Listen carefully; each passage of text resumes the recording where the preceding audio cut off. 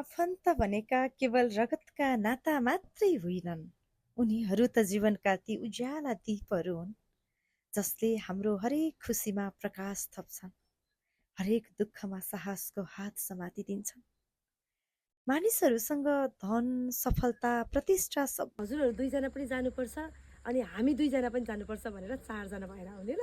कोही हुन्छ, तर आफ्ना मान्छेको आत्मीय साथ नभए जीवनको आँगन सधैँ केही खाली खाली जस्तो लागिरहन्छ।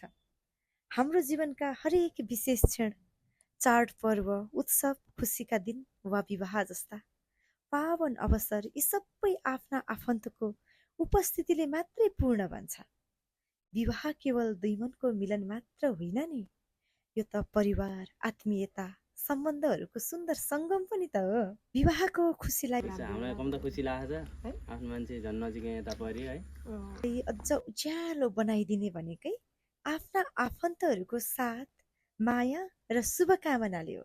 घरको आँगनमा जब आफ्ना मान्छेका हाँसोहरू गुन्जिन्छन्, जब आशीर्वादका शब्दहरूले वातावरण भरिदिन्छन्, तब मात्र विवाहको रौनक साँच्चै महसुस हुन थाल्छ।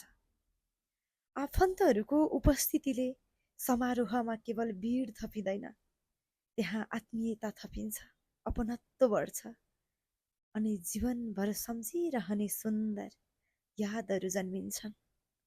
जीवनमा चालिएका हरेक कदमहरू तब अझ सार्थक लाग्छन् जब आफ्ना मान्छेहरूले गर्वका साथ साथ दिइरहेका हुन्। रोजिना यो त लैजानु पर्ने छ है काठमाडौँ। हाँगे लिएर जाने बेला भयो यो र त्यो फुल। विवाहको यो सुन्दर यात्रामा यहाँहरूको आगमन, माया र आशीर्वाद हाम्रो लागि अमूल्य रहनेछ। यहाँहरूको उपस्थितिले हाम्रो खुसीलाई पूर्णता दिनेछ। यो विशेष दिनमा अझ अविस्मरणीय बनाइदिने काम यहाँहरूको हुनेछ। त्यसैले हाम्रो जीवनको यो सबैभन्दा सुन्दर क्षणमा यहाँहरूको आत्मीय उपस्थितिको राम्रोसँग बस्नु बेमा आउनुपर्छ ल। अपेक्षा गर्दछु, किनकि आफ्ना आफन्त बिना जीवन अधुरो हुन्छ। आफ्ना मान्छे बिना खुसीहरू पनि अपुरा नै रहन्छन्।